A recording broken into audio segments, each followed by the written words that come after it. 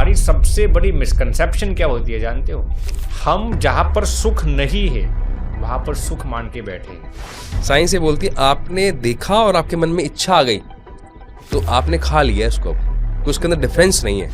सबसे महत्वपूर्ण चीज़ क्या है विकास जी? जब इंसान के पास कोई बड़ा मकसद होता है ना, तो छोटी चीज़ें यूं ही छूट जाती हैं। ये बहुत सही बात है। मांगना नहीं है, मैं गौर से कहता हूँ, कभी भी मांगना नहीं है। आप भगवान को दिल से ऐसा थैंक यू कहिए, भगवान मुझे 100% विश्वास है आप भविष्य में मुझे आनंदित करेंगे ही। इस दुनिया में जितने भी अमीर लोग हैं ना, मल्टी बिलियनर्स, उसमें से 80% लोगों के पास कॉलेज डिग्री नहीं। अब दुनिया भर की इन्फ्लुएंशियल स्पीकर्स हमें क्या सिखाते हैं? How to increase your concentration power, how to increase your focus power, how to increase your conscious levels, लेकिन कोई लोग ये नहीं सिखाते कि कैसे भूलना चाहिए। हार्वर्ड यूनिवर्सिटी का ये रिसर्च है कि बच्चों को सबसे ज़्यादा माता पिता के पास ये एक्सपेक्टेशन रहती है कि हमारे माता पिता जिन्होंने हमें जन्म दिया है ना, वो हमें उनका क्वालिटी टाइम दे। आज फिर हम आपके लिए लेकर आए हैं आपका अपना विकास योर ओन ग्रोथ के नए एपिसोड में एक ऐसी शख्सियत को जो स्वामी भी हैं लेकिन न्यूरो साइंटिस्ट भी हैं, मेडिकल रिसर्चर भी हैं, अखंड स्वामी जी, जिनसे हम बात करने वाले हैं आपकी बेसिक जो प्रॉब्लम्स है उसका सॉल्यूशन क्या है। Jealousy, over thinking, negative thinking, सुख और आनंद में क्या फर्क है, उसको अपनी लाइफ में प्रैक्टिकल तरीके से कैसे अचीव कर सकते हैं, पेरेंट्स क्या गलती कर रहे हैं, एज अ प्रोफेशनल हम अपनी लाइफ में क्या गलती कर रहे हैं, उसको प्रैक्टिकली कैसे सॉल्व करना है, उन सब बातों का जवाब आपको आज मिलने वाला है। आपने अभी तक हमें सब्सक्राइब नहीं किया तो यहाँ से सब्सक्राइब कर लेना, बेल आइकन को दबा लेना ताकि आपको इस तरह के नए पॉडकास्ट, नई नॉलेज मिलती रहे। स्वामी जी को उनके चैनल पे जाके आप सब्सक्राइब करें, वो बहुत बेहतरीन नॉलेज शेयर करते हैं, medical science research based solution आपको प्रोवाइड करवाते हैं वो। स्वामी जी आपका बहुत बहुत स्वागत है और thank you Vikas ji, thank you समय देने के लिए। सर, मैं बहुत सारे सवाल हैं लेकिन जो मेरी कुछ पर्सनल ज़िंदगी में जो मैंने अनुभव किया है उससे रिलेटेड ज़्यादा है। जैसे मुझे हर तरह के शौक हुआ करते थे, नॉनवेज का भी, ड्रिंक का भी, अच्छा भी लगता था, और जो यंगस्टर्स को होने चाहिए वो सारे शौक हुआ करते थे। लेकिन जब हम आप लोगों को देखते हैं कि आपकी नज़र में जो चीज़ें बेकार हैं या सही नहीं है, वो हमारी नज़र में वो एक मस्ती है, मौज है, या हमें खुशी उसमें मिलती है, तो ये बहुत बड़ा कॉन्ट्रडिक्शन है इस चीज़ के अंदर। आप लोग बोलते हो ये मत करो और हमें लगता है मस्ती इसी में है, तो उसको कैसे सॉल्व करें? और इसलिए हमारा नज़रिया उस तरफ जाता ही नहीं है कि हम लोग स्पिरिचुअल अध्यात्म के पथ पे चलें। तो उसको आप किस तरह देखते हैं और क्या आप हमें गाइड करना चाहेंगे? देखिए, सबसे पहले तो इंसान को ये मालूम होना चाहिए कि आप जिस आनंद की अनुभूति करते हैं, जिस सुख की अनुभूति करते हैं, वो वाकई सुख है या नहीं। जैसे कोई आपके सामने गुलाब जामुन रख देगा और अब मैंने और आपने सोच लिया ये गुलाब जामुन है, गुलाब जामुन के रूप में और कुछ भी हो सकता है ना। तो हम जिसको जो समझ लेते हैं वो चीज़ कभी कभार ऐसी नहीं होती, रियलिटी उसकी वाकई कुछ अलग कभी कभार होती है। मान लीजिए कि हमारे सामने रोटी, सब्जी, दाल, चावल परोसा गया, हो सकता है वो हमें लगता है गेहूं की रोटी है, हो सकती है किसी दूसरे आटे की रोटी हो सकती है। बाह्य रूप से जो हमें दिखाई देता है वो जेन्युइनली वही चीज़ है, ऐसा नहीं है। तो हमारी सबसे बड़ी मिसकंसेप्शन क्या होती है जानते हो? हम जहाँ पर सुख नहीं है वहाँ पर सुख मान के बैठे हैं। जहाँ पर आनंद नहीं है वहाँ पर आनंद ढूंढने के लिए बैठे हैं। और यही फर्क है एक ज्ञानी और अज्ञानी के बीच। मैं ये नहीं कहूँगा कि एक संसारी और सन्यासी के बीच, क्योंकि कभी कभार सन्यासी भी यदि सही ज्ञान नहीं है तो वो भी अज्ञानी हो सकता है। ज्ञानी और अज्ञानी, अब शास्त्रों के हिसाब से विकास जी, ज्ञानी कौन है? जिसको सार और असार का ज्ञान है, क्या सही है क्या गलत है, जिस चीज़ को जैसे यथार्थ जानना चाहिए वो चीज़ को यदि वो यथार्थ रूप से जानता है तो उसको ज्ञानी कहते हैं। तो ज्ञानी क्या करता है, उसको मालूम पड़ जाता है कि ये शराब में, नॉनवेज हो या फिर शारीरिक सुख हो, भौतिक अय्याशी, मौज मस्ती वाले जितने भी सुख है ना, वो जानते हैं इसके पीछे क्या है, इसके आगे क्या है। इसीलिए ज्ञानी जन उसमें सम्मोह नहीं प्राप्त करते। वो उससे पर उठ जाते हैं, उनको मालूम है ये सब तुच्छ अलविदा वाले सुख है। अब यदि मैं आपको बताऊं तो इसको मैं न्यूरोसाइंटिफिक तरीके से भी आपको बता सकता हूं। देखिए, न्यूरोसाइंस में एक कंसेप्ट आता है डोपामिन और सेरोटोनिन का, बिल्कुल। ठीक है। तो न्यूरोलॉजिकल रिसर्च क्या कहते हैं, अब अक्सर लोग डोपामिन और सेरोटोनिन को एक ही मान लेते हैं, हैप्पी हार्मोन बोल देते हैं एक सब साथ। Happy hormones. आप ऑक्सीटोसिन को गिन लीजिए, सेरोटोनिन को गिन लीजिए, डोपामिन को गिन लीजिए, एंडोर्फिन्स, इन सभी को ये लोग हैप्पी हार्मोन्स की क्राइटेरिया में ही डाल देते हैं। जो अज्ञानी लोग हैं उनकी मैं बात करता हूँ। Now what does neurological research has to say on this? Neurological research claims that there is a Herculean difference between dopamine and serotonin. Okay. The pleasure that is derived from dopamine is short term, and the happiness that is derived from serotonin is long term. तो ये पहला अंतर है। Dopamine में से जो सुख आता है वो शॉर्ट टर्म है, सेरोटोनिन में से जो आनंद आता है वो लॉन्ग टर्म होता है। जैसे कि खाने का सुख है, ज़्यादा से ज़्यादा बंदा कितना समय ले पाएगा? 2 4 5 10 मिनट 15 मिनट 15 आधा मिनट, अरे 20 मिनट गिन लीजिए। उसके बाद मान लीजिए कोई ऐसा सोचता है मुझे 24 घंटे गुलाब जामुन, समोसा और पिज्जा का सुख लेना है, ले पाएगा? नहीं, इरिटेट हो जाएगा, बोर हो जाएगा। इरिटेट तो हो जाएगा, लेकिन इसकी साइड इफेक्ट्स क्या क्या होगी? ओबेसिटी, मतलब बहुत मर सारे भी disease- सकता है ना पूरे दिन खाएगा तो, थोड़ी बिल्कुल। उसका पेट, किसी की भी कैपेसिटी नहीं होगी। तो डोपामिन का सुख विकास जी शॉर्ट टर्म है। सेरोटोनिन का सुख, जैसे कि आप मेडिटेशन करते हैं, आप पूरे दिन मेडिटेशन करते हो, आपको नया नया आनंद और वो भी और मात्रा में आता रहेगा। तो ये पहला डिफरेंस है, short term versus long term. दूसरा क्या है, डोपामिन के पीछे दुख लगा हुआ है। सुख की अनुभूति कराएगा, फिर आपको दुख की अनुभूति कराएगा। मान लीजिए कि कोई इंसान एक्स्ट्रा मैरिटल अफेयर करता है, फॉर एग्जाम्पल, उसने थोड़ी बार तो वो सुख ले लिया महिला के साथ या पुरुष के साथ, उसको सतत ये डर रहेगा, a fear will be haunting his mind. यदि किसी ने जान लिया तो, यदि किसी ने जान लिया तो। मान लीजिए कोई बंदा ठसक कर खा रहा है, आधे घंटे के बाद, घंटे के बाद, अब इसकी साइड इफेक्ट्स भी होगी। यदि ज़्यादा खा लिए तो वॉमिटिंग हो सकता है, आपने जैसे कहा हाइपरटेंशन, डायबिटीज, कोलेस्ट्रॉल, ये सब हो पाएंगे, मर भी सकता है। तो डोपामिन के हर एक सुख के पीछे दुख होगा होगा और होगा ही। सेरोटोनिन के एक भी आनंद के पीछे दुख नहीं होगा, क्योंकि हमारे संस्कृत शास्त्रों के लिहाज से यदि मैं आपको बताऊं विकास जी, तो डोपामिन को हम सुख कह सकते हैं क्या, और सेरोटोनिन को हम आनंद कह सकते हैं। सुख और आनंद बहुत अलग अलग है, जो भी बहुत समझ अलग में है। आया आपकी बात से। संस्कृत में सुख और आनंद में जमीन आसमान का फर्क है। वैसे ही इंग्लिश में जब आप प्लेजर और हैप्पीनेस शब्द का इस्तेमाल करते हो तो वो भी ज़मीन आसमान का फ़र्क है। वो वही मैं आपको डिफरेंस समझाता हूँ। डोपामिन में से जो मिलता है वो आपको सुख मिलता है, आनंद नहीं। सेरोटोनिन में से जो आपको मिलता है वो आनंद होता है। सुख के पीछे शास्त्रों में क्या लिखा है? दुख होता है। राग होगा जहाँ पर द्वेष होगा, दिन होगा वहाँ पर रात होगी, ये सब द्वंद्व में आते हैं, तो वो डोपामाइन हो गया। वो डोपामिन हो गया। ओके, जिस सुख के साथ, अच्छा, तो आनंद का तो कोई है ही नहीं अपोजिट। आनंद का ऑपोजिट ही नहीं है ना, समझ रहे मेरी बात इंटरेस्टिंग, को? Very interesting. जैसे कोई भी शब्द का उसका ऑपोजिट भी होगा, आनंद शब्द का ऑपोजिट ही नहीं है, क्योंकि आनंद के पीछे दुख है ही नहीं। आप सुख के पीछे दुख कह सकते हैं, दिन का ऑपोजिट रात हो सकता है, राग का द्वेष, हर्ष शोक, लेकिन आनंद का कभी नहीं। तो सेरोटोनिन में से जो आनंद मिलता है ना, वो शाश्वत होता है, वो लॉन्ग टर्म होता है, वो परपेचुअल होता है, उसके पीछे दुख नहीं होता, उसके पीछे पश्चाताप नहीं होता।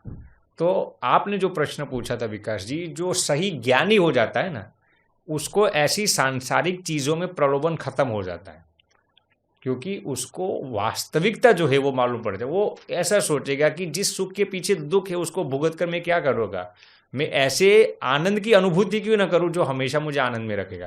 तो इसका अर्थ ये नहीं कि हम लोग आनंद की तलाश में नहीं है, हम लोग भी आनंद की तलाश में है, लेकिन भौतिक आनंद नहीं, भौतिक आनंद नहीं। हम समझ में आ जाता है कि जो सांसारिक सुख है ना वो हमारे लिए नहीं है, जो शाश्वत सुख है वो हमारे लिए है। एक्चुअली मुझे मजा आज इसलिए बहुत आ रहा है, मैं ऑडियंस को भी बता दूं, मेडिकल फर्टिनिटी से जब अध्यात्म की बात सुनते हैं तो यानी कि स्पिरिचुअल और साइंस जब मिल जाती है ना, उसको समझने का जो तरीका है, क्योंकि चीज़ें जैसे मेरा बेटा है जो यहाँ पे बैठा भी है, इन लोगों को ना साइंटिफिक बात समझ में आएगी, लॉजिकल बात समझ में आएगी। भैया आपको समझ में आई डोपामिन और सेरोटोनिन के बीच डिफरेंस की? बहुत बढ़िया। जी लेकिन स्वामी जी वापस मैं चलूंगा रियलिस्टिक वर्ल्ड की तरफ, जी क्योंकि जो मुझे समझ में आता है अध्यात्म का जो आनंद की जब बात कर रहे हैं वो बहुत हाई लेवल का हो गया, जी ठीक है ना।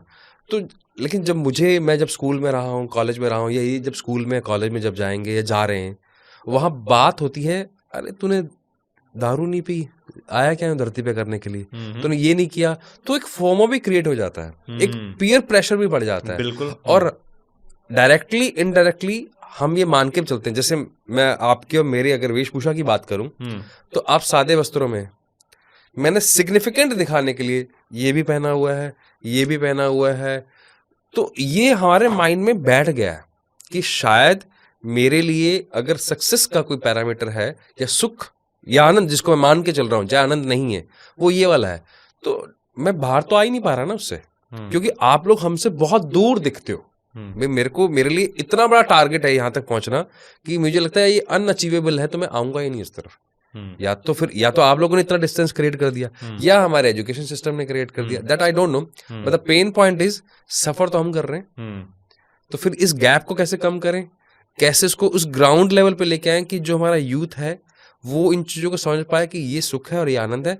अगर ये समझ में आ जाए तो हमारे सोसाइटी से ड्रग्स बाहर चला जाएगा, बहुत सारी चीज। तो कैसे करेंगे इसको? देखिए, यूथ्स को सबसे पहले अपनी संगति पर ध्यान देना पड़ेगा।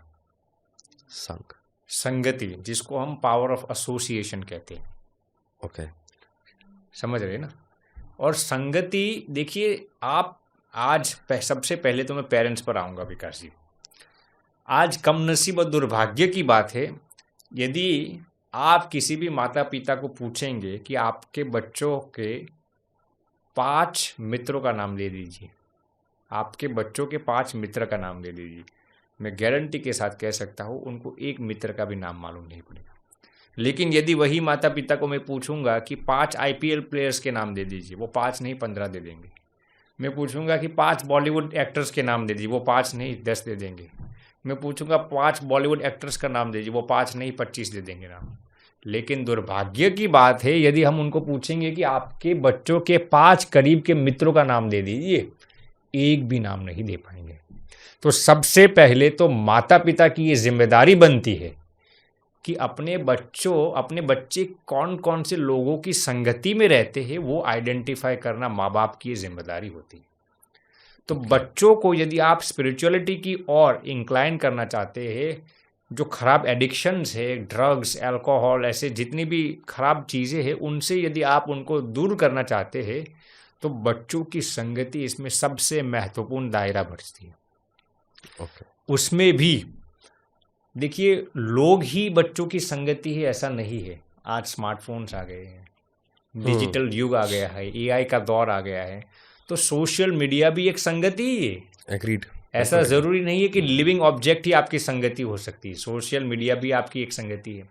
तो सबसे पहले विकास जी मैं ये बताना चाहूँगा कि बच्चों का कंपेनियन, बच्चों की कंपेनियनशिप, बच्चों का एसोसिएशन बहुत ही अच्छा होना चाहिए यदि बच्चे स्पिरिचुअलिटी की ओर इंक्लाइन होना चाहते हैं। इसके साथ साथ मैं ये एक ज़रूर कहना चाहूँगा कि यूथ्स को हमारे सनातन स्क्रिप्चर्स का भी थोड़ा अध्ययन करना चाहिए, तभी उन्हें समझ में आएगा कि क्या सही है और क्या गलत है। देखिए, उनको एक्सपोजर पूरे दिन किस चीज़ का हो रहा है, सोशल मीडिया का, बाहर के लोगों का। तो एक शास्त्र भी एक संगति है ना, तो शास्त्रों की संगति देना बहुत ही महत्वपूर्ण है। अब आपने जो कहा था विकास जी, जैसे कि बच्चों को ये डर लगता है, फियर ऑफ मिसिंग आउट, लोग हमारे विषय में क्या, देखिए हम भी यूएस में पढ़ते थे, तो हम पढ़ते थे तो हम कभी भी एक भी पार्टीज में नहीं गए थे, एक भी रेस्टोरेंट्स में नहीं गए थे, तो लोग हमें भी कहते थे यार तू क्या करता है पूरे दिन। तो हम भी ये तिलक लगा कर जाते थे, कपड़े भी हमारे सिंपल होते थे। तो हमने हमारा यूएसपी ही अलग खड़ा कर दिया था कि भाई हम सांसारिक मोह जाल में पड़ना नहीं चाहते, हम जैसे है वैसे है, भारतीय है और रहेंगे। आपको जो हमारे विषय में सोचना है वो सोचिए, 1 दिन बोलेंगे, 2 दिन बोलेंगे, 3 दिन बोलेंगे, उसके बाद क्या करेंगे, उसका फॉलो करेंगे, फॉलो करने लगे। नहीं, हम आपको इस पर रियल इंसिडेंट बताते हैं। हम जब कॉलेज में पढ़ते थे तो देखिए, अब एक महिला का बर्थडे था, वो हमारी लैब पार्टनर थी, तो उन्होंने हमें कई बार जिक्र किया कि आपको हमारे बर्थडे में आना ही पड़ेगा। हमने कहा कि हम ऐसी पार्टीज में अक्सर अवॉइड करते जहाँ पर शराब नॉन वेज हो। फिर उनका बहुत आग्रह था, तो हमने सोचा चलिए हम मौज शौक के लिए नहीं, लेकिन एक एक्सप्लोर करने के लिए जाएंगे कि दुनिया के लोग कहाँ कहाँ पर उलझे हुए हैं। तो वो एक्सप्लोरेशन के लिए हम उस पार्टी में गए, और जैसे ही गए तो वो महिला का जो बाय था वो हमारे पास आता है और कहे कि वो why don't you drink anything, मैंने अल्कोहल क्यों नहीं पीते। मैंने कहा कि मैं ऐसा मल मूत्र नहीं लेता। हमने उनको ब्लंटली कह दिया। तो उन्होंने बताया कि you think this is shit, ऐसा शब्द इस्तेमाल किया। मैंने कहा भाई हमारे हिसाब से तो ये सब ऐसा ही है, मल मूत्र ही है। तो फिर वो चला गया। थोड़ी देर के बाद उसकी बहन आती है और उसको हमें कहती है कि why don't you eat something. मैंने कहा कि मैं नॉन वेज नहीं खा रहा। तो उन्होंने हमारे लिए कुछ सलाड्स की व्यवस्था कर दी। मैंने कहा मैं बाहर का कुछ खाता भी नहीं, क्योंकि बर्तन तो वही होते हैं, नॉन वेज वाले ही होते। तो मैंने कहा हम वो भी नहीं लेते। तो फिर उन्होंने हमें एक प्रश्न पूछा विकास जी, कि आपने जो प्रश्न पूछा, आपको ऐसा नहीं लगता कि आप इस भर युवानी में, आपका यूथ है अभी, तो don't you think that you are missing something important in your life. मैंने कहा बहन क्षमा प्रार्थी हो। जैसे ही हमने उनको कहा बहन, उनको और भी हमारे पर गुस्सा आ गया, क्योंकि वो हमारे साथ अलग प्रकार का रिलेशनशिप बनाना चाहती थी। हमारी लैब पार्टनर थी। हमने कहा हम तो हमारे लिए पर स्त्री बहन समान ही है। तो फिर हमने कहा कि मैं आपको एक ग्रॉस एग्जाम्पल देता हूँ, बुरा मत मानना, गलत मत मानना। उन्होंने कहा कि बोलिए। मैंने कहा मान लीजिए कि आपने 1 महीने का उपवास किया है। ये एग्जाम्पल बहुत ही साइंटिफिक है। मान लीजिए कि आपने 1 महीने का उपवास किया है। 1 महीने तक आपने कुछ भी खाया नहीं, नारियल पानी भी नहीं, नींबू पानी भी नहीं। 31वें दिन पर आपको कितनी भूख लगी होगी? बहुत ज्यादा लगी होगी। अब आपको आपका फेवरेट भोजन आपके सामने परोसा गया। मान लीजिए किसी का फेवरेट भोजन है समोसा और गुलाब जामुन, आपका क्या है? राजमा चावल। चलिए राजमा चावल रखा गया है। मान लीजिए किसी का गुलाब जामुन और समोसा है, ठीक है विकास जी। अब वो कितना उत्सुक होगा उस भोजन को खाने के लिए? बहुत ज्यादा, बहुत ज़्यादा बहुत उत्सुक। ज्यादा। उसको उसके फेवरेट रेस्टोरेंट में ले गए समोसा और गुलाब जामुन खिलाने के लिए। लेकिन कोई दूसरा बंदा आता है और उनको कहता है मत खाइए मत खाइए। वो बंदा पूछता है क्यों? तो वो कहता है कि आप अंदर होटल के अंदर जाके देखिए उसके अंदर क्या मिलावट करते हैं वो लोग। ठीक है, वो मानने के लिए तैयार नहीं। वो कहता है कि इसके अंदर समोसा के अंदर मल मूत्र डालते हैं, गुलाब जामुन के अंदर बाहर से गुलाब जामुन का फ्रॉस्टिंग है, अंदर से किसी का मल डाल दिया है। कोई खाएगा? नहीं, कोई नहीं खाएगा। आप अंदर जाके कोई बंदा देखता है उसके सामने मल मूत्र डालता है और फिर गुलाब जामुन का फ्रॉस्टिंग लगाकर परोसते हैं, कोई खाएगा? सवाल ही। अब आपके पास 2 ऑप्शन है। यदि आप मरना चाहते हो तो मर जाइए, माने उपवास है, इसे आपको गुलाब जामुन और समोसा खाना है ये मल मूत्र वाला, तो खाइए या फिर मर जाइए। इंसान क्या प्रेफर करेगा? सर अलग अलग है, मतलब कुछ लोग अक्सर लोग मर ही जाएंगे। अक्सर लोग ये सिलेक्ट ही नहीं करेंगे कि हम किसी का मल मूत्र खाएं। वो मरना पसंद करेंगे लेकिन खाएंगे नहीं, क्योंकि उनको उस गुलाब जामुन की वास्तविकता मालूम पड़ गई है। क्या वास्तविकता? कि इसके अंदर ये गुलाब जामुन है लेकिन अंदर से मल मूत्र है। वैसे ही मैंने उस बहन को कहा बहन आपको ये बाहर से गुलाब जामुन लगता है, ये सांसारिक जितने भी सुख है, खाना पीना, अय्याशी, भोग विलासिता, बॉयफ्रेंड गर्लफ्रेंड, माने जो शास्त्र विरुद्ध चीज़ें हैं, आपको ये गुलाब जामुन और समोसा लगता है। लेकिन जब आपको ये मालूम पड़ जाएगा कि इसके अंदर क्या मलमूत्र भरा हुआ है, बाहर से गुलाब जामुन का फ्रॉस्टिंग है, अंदर क्या भरा हुआ, जिस दिन आपको ये वास्तविकता ज्ञात हो जाएगी ना, तब आपको हमारी तरह ही इसमें से मन उठ जाएगा। तो मैं यूथ्स को ये कहना चाहूँगा, मैं ये नहीं कहता कि आप ये सब मत कीजिए, लेकिन यदि गलत चीज़ों में आपका मन जा रहा है, जैसे कि ड्रग्स में, अल्कोहल में, शास्त्र विरुद्ध जितनी भी चीज़ें हैं ना, तो आपको इस एग्जाम्पल को याद रखना चाहिए। बाहर से गुलाब जामुन है, अंदर से तो मलमूत्र है। अंदर से जिस दिन ये यथार्थता आपके समझ में आ जाएगी ना, तब आपका मन सांसारिक चीज़ों में आकर्षित नहीं होगा। वैसे अभी आज के ही पेपर में क्या आया था, मैं इसको पढ़वा भी रहा था। मोमोज की फैक्ट्री में कुत्ते का सर मिला, और दूसरा जो आर्टिकल था उसी का ही, मतलब एक और जगह छापा पड़ा होगा। अच्छा, वहां पर उनको कीड़े मिले उसके अंदर। और मोमोज आपके सामने। सर मुझे लगता है कि आज के टाइम पर जो सबसे बिकने वाला स्ट्रीट फूड है वो, हर अच्छा। व्यक्ति खाता है, अच्छा, आपको देखते। तो आप हमें पूछ रहे थे पॉडकास्ट के पिछले, स्वामी जी आप बाहर का क्यों खाते नहीं है? तो हम कभी भी ऐसी कोई चीजें खाते ही नहीं। अच्छा, क्योंकि मुझे ऐसा लगता है कि या तो शायद मेरा चैलेंज रहा है, फूड क्रेविंग मुझे बहुत रही है, जी। बहुत रही है, हाँ। मतलब या मेरा जो सब कुछ छूटा भी था ना, वो फूड की वजह से ही छूटा था मुझे, और उससे बेटर, वही वाली आनंद वाली बात, जी। मेरा नॉनवेज छूटा था क्योंकि मुझे उससे और बेटर फूड मिला। जो मेरे गुरु हुआ करते थे, जो उनकी वाइफ थी, जो माता जी थी, वो ना एक भोग लगा के खाना खिलाती थी, डोसा या इन जी। चीज़ों के, तो मेरा उन चीज़ों से ध्यान हट गया, जिसकी वजह से मुझे ऐसा लगता है मैं इसके बिना रह ही नहीं सकता। तो उसका बेटर वर्जन मुझे मिला। अब उसके बाद आज भी मुझे कभी कभी फूड की क्रेविंग होती है, लेकिन जब मैं आपको देखता हूँ कि फूड की क्रेविंग है ही नहीं आपके अंदर, मतलब आपको साइंस ये बोलती है, मैं भी न्यूरो साइंस का स्टूडेंट हूँ सर, साइंस ये बोलती है आपने देखा और आपके मन में इच्छा आ गई तो आपने खा लिया इसको, अब उसके अंदर डिफरेंस नहीं है। और आपको मैंने देखा कि आपकी क्रेविंग ही नहीं, तो आपकी इच्छा ही नहीं हो रही, तो आपके वो तन को लगा ही नहीं। जो कई वो लोग बोलते हैं ना, मेरे तन, मैंने देखा था, थोड़ा सा खाया था, मेरी बॉडी को लग गया, क्योंकि वो क्रेविंग इतनी हाई होती है कि वो बॉडी उस हिसाब से केमिकल ट्रिगर कर देती है। जी हाँ। और उस हिसाब से तो आपने वो क्रेविंग कैसे खत्म करी? देखिए, मैं ये तो नहीं कहता विकास जी मेरी क्रेविंग खत्म हो गई, लेकिन मेरे पास हेल्थी ऑल्टरनेटिव है। सबसे महत्वपूर्ण चीज़ क्या है विकास जी, जब इंसान के पास कोई बड़ा मकसद होता है ना, तो छोटी चीज़ें यूं ही छूट जाती है। ये बहुत सही बात बोली। फॉर एग्जाम्पल मैं आपको कहूँगा कि कोई बंदा है, उसको महीने का 10,000 का सैलरी है। महीने का कितना? 10,000 का। 10,000 का सैलरी। अब कोई यदि उसको कहेगा छोड़ दो, कोई छोड़ेगा? बेचारा इसके पास एक ही इनकम का सोर्स है, कोई छोड़ेगा? 10,000 ही, उसको भी मालूम है 10,000 कोई इतनी ज़्यादा अमाउंट नहीं है आज के युग में। लेकिन यदि कोई उसको ये कहेगा कि मैं तुझे हर महीने 10 करोड़ की जॉब दिलाता हूँ, हर महीने कितने की? 10 करोड़ की। 10 करोड़ की, तुझे 10,000 की जॉब छोड़नी है, छोड़ देगा। अब उसको ये स्ट्रगल महसूस होगा, अरे यार मैं तो 10,000 का त्याग करता हूँ। ऐसा कभी भी उसको होगा? नहीं, बिल्कुल नहीं होगा। क्यों नहीं होगा? क्योंकि उसको सामने दिखाई देता है, क्या दिखाई देता है? महीने का 10 करोड़ दिखाई देता है। अब 10,000 छोड़ना, उसको वो संघर्ष महसूस नहीं होगा। उसको ऐसा नहीं लगेगा कि मैंने कुछ त्यागा है, उसको ऐसा लगेगा कि मैंने कुछ पाया है बहुत बड़ा। क्या पाया है? 10 करोड़ रुपया पर मंथ। वैसे ही जब आपके जीवन में कोई बड़ा गोल आता है, जब कोई बड़ा विजन होता है, सामने कोई बड़ी चीज़ आपको दिखाई देती है ना विकास जी, तब ये खाने बाने सब नॉमिनल हो जाता है। खाने की जितनी भी क्रेविंग्स है ना, आपको उस पर ध्यान ही नहीं जाता, क्योंकि आप एक बड़े मकसद को लेके बैठे हो। बहुत तो मैं इंटरेस्टिंग ये है। कहना नहीं चाहता विकास जी कि आप खाने का आनंद मत उठाइए, लेकिन उस चीज़ से आपका मन हट जाएगा फिर, क्योंकि आपके पास एक बड़ा मकसद है। जैसे कि अब्दुल कलाम को विकास जी किसी ने पूछा था, आपने शादी क्यों नहीं की? तो अच्छा, उन्होंने क्या जवाब दिया? क्या दिया? आप बोलिए। शायद यही कि मेरे पास सक्सेस स्टेटमेंट है, सेक्स स्टेटमेंट नहीं। मेरे पास गोल है, गर्ल नहीं। माने उनके कहने का तात्पर्य ये है कि मेरे पास कोई बड़ा मकसद है, इसीलिए ऐसी चीज़ों में मेरा मन आकर्षित नहीं हो रहा है। ये मैंने फर्स्ट टाइम सुना है जी।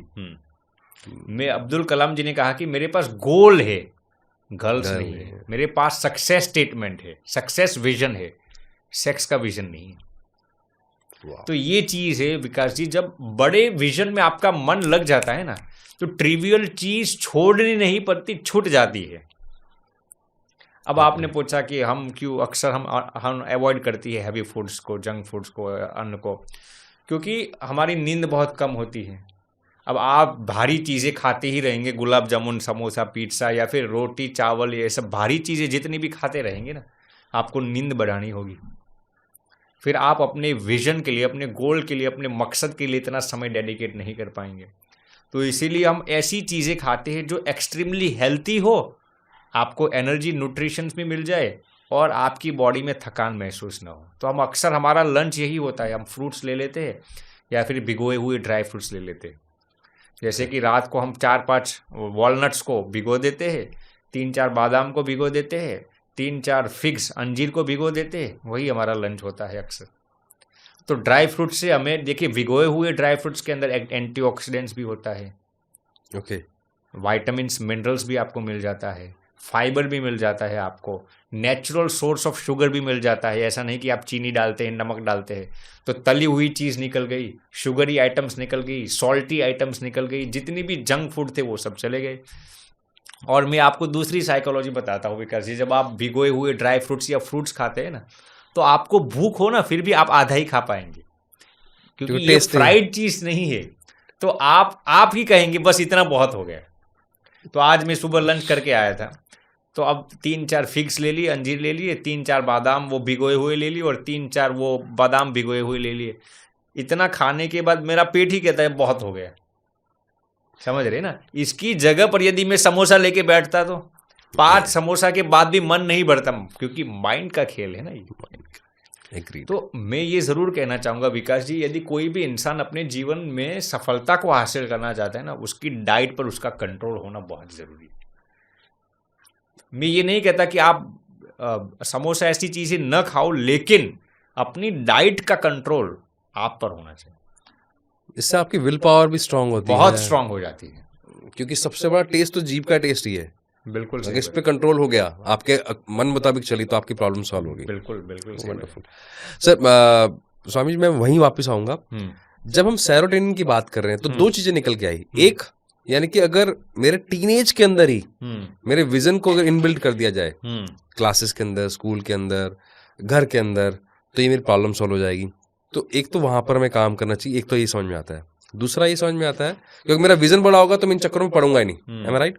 दूसरा ये, अगर सेरोटोनिन की बात कर रहे हैं तो पहले उसको क्लैरिफाई कर लेते, क्योंकि आप मेडिकल रिसर्चर रहे हैं, मेडिकल फर्टिनिटी से आपने कुछ रिसर्चेस भी मुझे बताई थी। तो सेरोटोनिन को अगर मुझे अपनी लाइफ में लेके आना है ताकि मैं डोपामाइन से थोड़ा सा दूर हो सकूं, शॉर्ट टर्म बेनिफिट से बाहर आके लॉन्ग टर्म बेनिफिट के लिए सोचूं, क्योंकि सोशल मीडिया ऑलरेडी हमें इम्पल्सिव बना चुका है। तो इम्पल्सिवनेस से बाहर आने के लिए जरूरी है कि मुझे लॉन्ग टर्म चीजें करनी हो। तो सेरोटोनिन को कैसे मैं ट्रिगर करूं? बहुत ही अच्छा प्रश्न पूछा। देखिए, इस पर मैं आपको थोड़ा स्पिरिचुअल वो तड़का डाल देता हूँ। सबसे पहले तो विकास जी, आप अपने जीवन में एटीट्यूड ऑफ ग्रेटिट्यूड को चरितार्थ कीजिए। एटीट्यूड ऑफ ग्रेटिट्यूड, जिसको हम शास्त्रीय भाषा में कृतज्ञता कहते हैं। ओके, ठीक है। रिसर्च ये कहता है, इस पर कई यूनिवर्सिटीज़ ने कई रिसर्च किए हैं। मैं इसमें से आपको 1-2 रिसर्च आपके साथ साझा करता हूँ। ये पेकिंग्स यूनिवर्सिटी चाइना का ये रिसर्च है। पेकिंग्स यूनिवर्सिटी चाइना का ये रिसर्च है। जो बंदा, जो इंसान, स्त्री हो या पुरुष, हर दिन 10 से 15 मिनट ग्रेटिट्यूड की प्रैक्टिस करते हैं ना, 10 से 15 मिनट, ज़्यादा प्रैक्टिस नहीं करना आपको, वो इंसान के सेरोटोनिन के लेवल 40 से 50% बढ़ जाते हैं। अब ग्रेटिट्यूड में आपको करना क्या है? देखिए, जब ग्रेटिट्यूड की प्रैक्टिस करते हैं ना विकास जी, तो अक्सर लोग क्या सोचते हैं, भगवान को थैंक यू कहना। सही बात है, यही सोचते हैं। हाँ, यही सोचते हैं। ग्रेटिट्यूड वहाँ तक सीमित नहीं है। ग्रेटिट्यूड में आपको एडवांस्ड ग्रेटिट्यूड दिखाता हूँ। ग्रेटिट्यूड में ये भी आता है कि जब आपका समय अच्छा ना हो, दुख आपके सिर पर मंडराता हो, कठिनाइयाँ, किल्लतें, दिक्कतें, अपकीर्ति, असफलताएं, पैसों की दिक्कत हो, ऐसे समय में भी यदि आप दिल से भगवान को थैंक यू कहते हो, कृतज्ञता अभिव्यक्त करते हो ना, तो इस दुनिया की कोई भी ताकत आपको आनंदित होने से रोक नहीं पाएगी। ये रिसर्च कहता है। जो लोग हर दिन 10 से 15 मिनट ग्रेटिट्यूड को अपने जीवन में चरितार्थ करते हैं ना, उनके सेरोटोनिन के लेवल्स 40 से 50% तो बढ़ जाते हैं, लेकिन उनके आईक्यू लेवल्स, अब जो बच्चे पढ़ते हैं उनको सबसे ज़्यादा किसकी ज़रूरत पड़ती है? IQ की, इंटेलिजेंस की ज़रूरत पड़ती है ना। उनके आईक्यू के लेवल्स, आप यकीन नहीं करेंगे, 50 से 55% ग्रेटिट्यूड को प्रैक्टिस करने से बढ़ जाता है। तो इसके बारे में किसी ने बात ही नहीं करी, कोई बात ही नहीं करता। इसके भी आगे में आपको, ये सब रियल रिसर्च डॉक्यूमेंट है, आप इसको पढ़ भी सकते हैं। इससे भी आगे जो लोग अपने जीवन में ग्रेटिट्यूड को प्रैक्टिस करते हैं ना विकास जी, उनके स्ट्रेस, डिप्रेशन और एंग्जाइटी के लेवल्स तीनों 30 से 35% कम होते हैं कंपेयर टू जो लोग ग्रेटिट्यूड को प्रैक्टिस नहीं करते। तीसरी चीज़, उनके मैच्योरिटी लेवल्स, जो हम कहते हैं ना पीढ़ता के लेवल्स, मैच्योरिटी के लेवल्स, उनके जजमेंटल पावर, क्या सही है क्या गलत है, ओके, वो भी 55 to 57% बढ़ जाते हैं ग्रेटिट्यूड को प्रैक्टिस करने से। और सबसे महत्वपूर्ण विकास जी, जो आपने प्रश्न पूछा था, सेरोटोनिन के लेवल्स, जो इंसान अपने जीवन में ग्रेटिट्यूड को प्रैक्टिस करते हैं ना, उनके हैप्पीनेस के लेवल्स मैं यहाँ पर प्लेजर के लेवल्स की बात नहीं करता, जो natural intrinsic source of happiness आता है ना, उनके हैप्पीनेस के लेवल्स 85% बढ़ जाते हैं ग्रेटिट्यूड को प्रैक्टिस करने से। वाह, ये रियल रिसर्च ये कहता है। अब अंत वाला बेनिफिट मैं आपको बता देता हूँ। इसमें बच्चों के भी बेनिफिट्स आ गए, ओके, IQ बढ़ता है। जो युवा लोग हैं उनके भी बेनिफिट्स आ गए, जजमेंटल पावर बढ़ता है, मैच्योरिटी लेवल्स। जो वृद्ध लोग होते हैं, जो सीनियर सिटीजन होते हैं, जो यदि वो ग्रेटिट्यूड को अपने जीवन में प्रैक्टिस करते हैं ना, तो ये पैकिंस यूनिवर्सिटी का ये रिसर्च है, उनका इम्यूनिटी पावर 45 to 48% बढ़ जाता है ग्रेटिट्यूड को प्रैक्टिस करने से। सिर्फ 10-15 मिनट देखकर आपकी सारी प्रॉब्लम्स दूर हो रही है। बिल्कुल। देखिए, न्यूरो साइंस में एक कंसेप्ट है विकास जी, आपने सुना होगा, न्यूरोप्लास्टिसिटी। जी, तो आप जैसे अपने सबकॉन्शियस माइंड को ट्रेन करते हैं, उस हिसाब से आपके न्यूरॉन्स के जो वायरिंग है ना, वो भी चेंज होने लगते हैं। ये ग्रेटिट्यूड के अंदर इतनी ताकत है। स्वामी जी, अगर आप मुझे थोड़ा सा ये भी गाइड कर दें कि कैसे करनी चाहिए, क्योंकि इसको लेके बहुत सारे मिथ्स हैं। मतलब ये $1 बिलियन की इंडस्ट्री एक्चुअली इस टाइम पे ग्रेटिट्यूड की प्रैक्टिस करवाना भी। बिल्कुल सही बताया। देखिए, इसको ग्रेटिट्यूड मेडिटेशन भी कहा जाता है। ओके, और हर दिन आपको 10 मिनट क्या करना है विकास जी, पहले तो भगवान ने आपको इस दिन क्या क्या उपकार किए वो भगवान को अभिव्यक्त करना है। दूसरी चीज, ग्रेटिट्यूड के दौरान आपका मन हमेशा कृतज्ञ भाव में रहना चाहिए, यानी कि आप उस वक्त भगवान से कुछ मांगने नहीं चाहिए। कभी कभार लोग गलती कर देते हैं, ग्रेटिट्यूड के दौरान भगवान से कुछ मांगते रहते हैं कि भगवान ये तो है। जैसे कि ये सेल्समैन होते हैं ना, थोड़ी आपकी तारीफ कर लेंगे, फिर पीछे उनका जो प्रस्ताव है वो डाल देंगे। तो हम भी भगवान के साथ क्या करते हैं, भगवान आपने इतना तो हमें दे दिया, बहुत अच्छा है भगवान, अब इनोवा तो गाड़ी आ गई, अब थोड़ी सी BMW मर्सिडीज आ जाए। बच्चे तो अच्छे संस्कारी, अब थोड़ी संस्कारी बहू आ जाए, या थोड़ी ऐसा हो जाए। तो हम भगवान से कुछ ना कुछ मांगते रहते हैं। ग्रेटिट्यूड में कभी भी आपको कुछ भी चीज़ मांगनी नहीं है। ओके, इससे भी आगे मैं आपको बताता हूं, भगवान ने आपको जो नहीं दिया है ना, उसका भी आपको थैंक यू कहना है। मान लीजिए कि आप ये चाहते हैं कि मैं अमीर बन जाऊं, फॉर एग्जाम्पल, हर एक इंसान की कुछ ना कुछ ख्वाहिशें होती हैं, लेकिन भगवान ने आपको फिलहाल मीडियम क्लास में रखा है, यानी कि आप मीडियम स्तर में हो, आप गरीब भी नहीं हो, अमीर भी नहीं हो, परिवार के सब खर्चे आसानी से निकलते हैं, बच्चों की फीस निकल जाती है, थोड़ा सेविंग्स हो जाता है, लेकिन आप ये सोचते हैं कि मुझे अमीर बनना है। तो आप उस अमीरी को चरितार्थ करने के लिए पहले से ही भगवान को थैंक यू कहना शुरू कर दो। मांगना नहीं है, मैं गौर से कहता हूँ, कभी भी मांगना नहीं है। आप भगवान को दिल से ऐसा थैंक यू कहिए, भगवान मुझे 100% विश्वास है आप भविष्य में मुझे आनंदित करेंगे ही, मुझे सफल बनाएंगे ही, मेरे हित के लिए जो चीज़ है वो आप चरितार्थ करेंगे ही। भगवान को आप पहले से थैंक यू कहना शुरू कर दी। अब इससे भी आगे में, जैसे मैंने आपको बताया कि अक्सर लोग जब, या गलती क्या होती है, जब उनके पास सफलता आ जाती है तब या तो भगवान को भूल जाते हैं, और जब गरीबी में वो भगवान से शिकायत करते रहते हैं। ये दोनों गलत चीज़ है, दोनों अक्सर यही होता है। Gratitude is most powerful when even in difficult times you can thank God for what he has given you। Gratitude की मात्रा सबसे पावरफुल तभी होती है जब आप दुख के समय में भी भगवान से शिकायत नहीं करते, मांगते नहीं है, लेकिन भगवान के प्रति कृतज्ञ रहते हैं। और ऐसी हालातों में यदि आप भगवान के प्रति दिल से ग्रेटिट्यूड अभिव्यक्त कर सकते हैं ना, इस दुनिया की कोई भी ताकत आपको सफल होने से रोक नहीं पाएगी।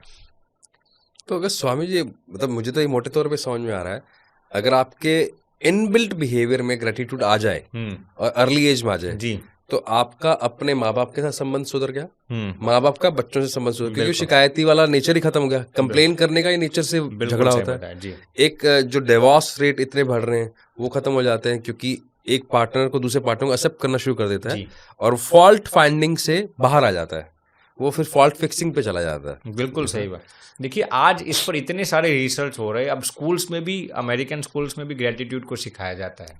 हाँ, ये मुझे जानना भी है, क्योंकि आपकी सारी स्टडी यूरोप में हुई है जी, यूएस में हुई है, और आपने शिकागो में भी स्टडी की है, तो मैं आपने दोनों एजुकेशन सिस्टम देखे हैं, इंडिया का भी जी, क्योंकि आप यहाँ पे काम कर रहे हैं, वहाँ का, तो क्या डिफरेंस है मुझे वो भी जानना है कि जो हम बेसिक गलती कर रहे हैं एज इंडियंस की ये तो हर स्कूल में करवाना ही चाहिए था, क्योंकि आपने बैक ऑफ द स्टेज मुझे कई चीजें बताई भी थी, मैं वो जानना भी जी। चाहूंगा। देखिए, सबसे पहले तो मैं ये कहना चाहूँगा कि हमने ज़्यादा थियोरीज पर ध्यान दे दिया है। इंडियंस ने। हमने Okay. भाई भारत में वहाँ पर भी देते हैं, लेकिन हमारी गलती कभी कभार होती क्या है, आप कई प्राइवेट स्कूल्स में जाएंगे तो थियरीज पर इतना ध्यान दे देंगे, इतना ध्यान। अब जो मैं क्षमा प्रार्थी हूँ विकास जी, लेकिन इस दुनिया में जितने भी अमीर लोग हैं ना, मल्टी बिलियनर्स, मल्टी बिलियनर्स, उसमें से 80% लोगों के पास कॉलेज डिग्री नहीं है। हाँ, फिर भी क्यों सक्सेसफुल है? क्योंकि थियोरेटिकल नॉलेज अलग है और प्रैक्टिकल नॉलेज अलग है। तो अक्सर स्कूल्स में थियोरेटिकल नॉलेज ही पढ़ाया जाता है। 1+1=2, ये साइन थीटा, कॉस थीटा, वो सभी सिखाते रहते हैं, जो कभी कभार रियल प्रैक्टिकल लाइफ में कुछ काम ही नहीं। यूएस की ये विशेषता अच्छी है कि वहाँ पर ज़्यादा प्रैक्टिकल नॉलेज पर भार देते हैं। जैसे कि मान लीजिए कि आपको फील्ड ट्रिप्स में ले जाएंगे और आपको रियल लाइफ का एक्सपोजर कराएंगे कि भैया आप चलिए यहाँ से, आपको पर्वत चढ़ना है फॉर एग्जांपल। ठीक है। अब आपके पास कोई रिसोर्सेस नहीं, आप अकेले कैसे चढ़ेंगे? अब हमारे इंडियन स्कूल्स में मैंने ऐसा नहीं देखा कि आपको ऐसा प्रैक्टिकल नॉलेज दिया जाता हो। जैसे कि किसी को डॉक्टर बनना हो तो पहले से ही उसको पेशेंट्स का एक्सपोजर कराएंगे। अब यूएस में क्या डिफरेंस है मैं आपको बताता हूँ। किसी को मेडिकल स्कूल में जाना हो तो पहले उसको साइकोलॉजिकल नॉलेज दिया जाएगा, भैया पेशेंट्स के साथ कैसे बात की जाती है, पेशेंट्स की मानसिकता के साथ कैसे डील किया जाता है। हमारे यहाँ अक्सर क्या होता है, सीधा मेडिकल नॉलेज ही दिया जाता है। पेशेंट का जो होना है वो आप उसको दवाइयाँ देकर छोड़ दीजिए। तो अब वहाँ पर क्या किया जाता है, पहले आपको पेशेंट का माइंड रीडिंग कैसे करना है, दवाइयाँ का नॉलेज देने से पहले पैरासीटामोल क्या काम करता है या कोई भी ड्रग्स क्या काम करते हैं, उसके पहले उनको वो ड्रग्स यानी कि वो मेडिसिन को कौन से पेशेंट पर इस्तेमाल करना चाहिए या नहीं, पेशेंट को सुनने की कला सिखाई जाती है, आर्ट ऑफ लिसनिंग सिखाया जाता है। मेडिकल स्टूडेंट्स को फिलोसॉफिकल नॉलेज दिया जाता है, साइकोलॉजिकल नॉलेज दिया जाता है, सोशियोलॉजिकल नॉलेज दिया जाता है, फिर मेडिकल स्कूल्स का एजुकेशन इंट्रोड्यूस किया जाता है। This is a big difference है, यहाँ तो बात ही नहीं हो रही इस बारे में। जी, तो ये सबसे महत्वपूर्ण चीज़ है कि हम कभी कभार थियोरीज पर इतना ध्यान देते हैं कि हम प्रैक्टिकल नॉलेज को भूल जाते हैं। तो ये सबसे बड़ा डिफरेंस है। दूसरी चीज़ क्या है, अब ये तो हालांकि एजुकेशन की नहीं है, लेकिन हमारे यहाँ कभी कभार कम नसीब और दुर्भाग्य की बात है कि स्टूडेंट्स एग्ज़ाम्स में ऐसा ही मानते हैं कि कॉपी करना सामान्य चीज़ है। अब वहाँ पर हम पढ़ते थे तो 500 स्टूडेंट्स एक लेक्चर हॉल में पढ़ते थे। एग्जाम्स के दौरान प्रोफेसर कभी कभार 10-10 मिनट के लिए कॉफ़ी पीने के लिए चले जाते थे। कोई मॉनिटर्स नहीं, कोई स्क्वाड्स नहीं, कोई एग्जामिनर्स नहीं थे। सब स्टूडेंट्स अपने अपने, अब मैं यहाँ पर बैठा, दूसरा स्टूडेंट यहाँ पर बैठा, एक भी स्टूडेंट दूसरे स्टूडेंट के अंदर कॉपी नहीं करेगा, चीट नहीं करेगा। जानता है क्यों? क्योंकि वो ऐसा समझते हैं कि मैं जो कुछ भी बनना चाहता हूँ वो मेरे पैरों के ज़रिए बनना चाहता हूँ, मेरी ईमानदारी के ज़रिए बनना चाहता हूँ। किसी के साथ कॉपी करके मैंने जवाब लिख लिया तो वो मेरे लिए क्या लाभदायक होगा। तो यूएस में ऐसा है कि प्रोफेसर्स कभी कभार 15-20 मिनट भी चले जाते थे। अब हमारी एग्जाम्स में हमने देखा है, बगल में ही दूसरा स्टूडेंट एक दूसरे के अंदर चीट नहीं करेगा। यहाँ तो सर वो आसानी से देख सकता है। और यूएस में तो अक्सर मल्टीपल चॉइस एग्जाम्स होते हैं, तो इस प्रश्न 1 में उसने कौन सा ABCD सर्कल किया वो आपको आसानी से दिखाई देता है ना। फिर भी लोग कॉपी नहीं करते, क्यों? क्योंकि वो ऐसा समझते हैं कि ये सब चीज़ें कॉपी करके आप कितना आगे जा पाओगे। अब हमारे यहाँ हमने रैंक्स और ग्रेडिंग को, मार्क्स को इतना ध्यान दे दिया है, इतना अनसिग्निफिकेंटली ध्यान दे दिया है कि लोग इसी को महत्व समझ देने लगे। अब यूएस में क्या है, अक्सर कॉलेजेस में रैंक सिस्टम ही नहीं है। वहाँ पर ग्रेड सिस्टम है, परसेंटेज सिस्टम है, रैंक सिस्टम ही नहीं है। तो एक स्टूडेंट दूसरे स्टूडेंट के साथ ईर्ष्या ही नहीं करेगा। हमारे यहाँ क्या होता है, कभी कभार रैंक सिस्टम है तो एक स्टूडेंट दूसरे स्टूडेंट को गिराना ही चाहेगा। क्यों? ये मुझसे आगे नहीं जाना चाहिए, मेरा रैंक फर्स्ट आना चाहिए, उसका सेकंड आना। अब वहाँ पर कंपटीशन ही ऐसी नहीं है, रैंक सिस्टम ही नहीं है, तो आप किसके साथ कंपटीशन करोगे? वहाँ पर ग्रेड सिस्टम है, तो जिसको जो आता है वो उसमें से ही जवाब लिखेगा। इसमें स्वामी जी हिपोक्रेसी का एक लेवल बताता हूँ आपको। जैसे बोर्ड के एग्जाम्स आते हैं, बहुत सारे इन्फ्लुएंसर, बहुत सारे टीचर्स, बहुत सारे प्रिंसिपल्स, बड़े बड़े नेता फिर बात करते हैं, अरे मार्क्स से कोई फर्क नहीं पड़ता, कोई लेना देना नहीं है, लाइफ पे कोई इम्पैक्ट नहीं है, तो आप अपना स्ट्रेस फ्री होके एग्जाम दीजिए। जैसे एग्जाम खत्म होते हैं फिर रिजल्ट आने शुरू होते हैं और फिर उन बच्चों की फोटोज पब्लिश होना शुरू हो जाती है जिन्होंने फर्स्ट सेकंड थर्ड पोजीशन हासिल की होगी, जिन्होंने टॉप किया होगा। तो फिर एक तरफ आप मैसेज दे रहे हो कि फर्क नहीं पड़ता और एक तरफ आप ही लोग उनको अप्रिशिएट कर रहे हो, तो इससे बड़ी हिपोक्रेसी क्या होगी जी। तो आपके शब्दों का कोई असर नहीं होने वाला। पहली बात तो ये है कि हिपोक्रेसी जब तक है इंडियन मेंटेलिटी के अंदर, जी हाँ, तो फिर ये तब तक ये प्रॉब्लम सॉल्व नहीं होगी। दूसरा जो मुझे आप प्लीज करेक्ट मी, क्योंकि मैंने एक चीज आपसे भी समझी कि वहां पर प्रैक्टिकलिटी पे बात होती है और इस चीज पे बात होती है कि एथिकली मेरे लिए, मेरे डेवलपमेंट के लिए क्या फास्ट है। क्या इसी वजह से वहां के जितने भी बिजनेसेस हैं कंपेयर्ड टू इंडिया ज्यादा सक्सेसफुल है? जैसे हम बोलते हैं कि ऑपरेटिंग सिस्टम आज तक इंडिया के पास नहीं है, वह यूएस में बना हुआ है, या फेसबुक जैसी, इंस्टाग्राम जैसी जितनी भी सोशल साइट्स हैं, एक्सपेरिमेंटल नेचर है और प्रैक्टिकल नॉलेज लेने का नेचर है, तो शायद उनको ज्यादा सक्सेस मिलती है कंपेयर टू हो दिस। सकता है, बिल्कुल सही बताया। तो ये मुझे लगता है शायद रूट्स जी। का अब हाँ, वो इस पर बहुत काम कर रहे हैं, बिल्कुल सही बताया आपने। ग्रेट। सेरोटोनिन समझ में आ गया। सेरोटोनिन को अगर मैं और समझना चाहूँ, क्योंकि मुझे ऐसा लगता है कि हम इसी को ही अगर डाल देना जी तो शायद सारी चीजें सॉल्व हो जाएंगी। जी। तो मैं एटीट्यूड ऑफ ग्रेटिट्यूड से समझ में आ गया। और हमें क्या ध्यान रखना जी चाहिए? विकास जी, बहुत अच्छा प्रश्न। दूसरी चीज मैं ये बताऊंगा कि हम अक्सर लोगों को फॉरगिव नहीं कर सकते। मैं क्षमा प्रार्थी हूँ, लेकिन आप और मैं, मान लीजिए यहाँ पर बैठे हैं, हम हमारे जीवन में एक लिस्ट बनाए कि किन किन लोगों के प्रति हमें घृणा रहती अभी भी। मान लीजिए किसी ने मेरे साथ चीटिंग की होगी, बेईमानी की होगी, मुझे धोखा दिया होगा, मेरे साथ छल कपट किया होगा, मुझे बेवकूफ़ बनाया होगा, मेरी बेइज्जती की होगी, तो ऐसे मेरे जीवन में ऐसे कई लोग होंगे जिनको आज भी मैं क्षमा नहीं करता होगा। तो रिसर्च ये कहता है जब तक आप दूसरों को माफ़ी नहीं देते ना, इसको हम कहते हैं द आर्ट ऑफ फॉरगिवनेस। जैसे पहला था द एटीट्यूड ऑफ ग्रेटिट्यूड, इसको हम कहेंगे the art of forgiveness.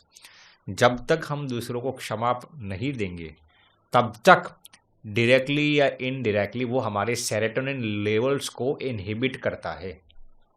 Okay.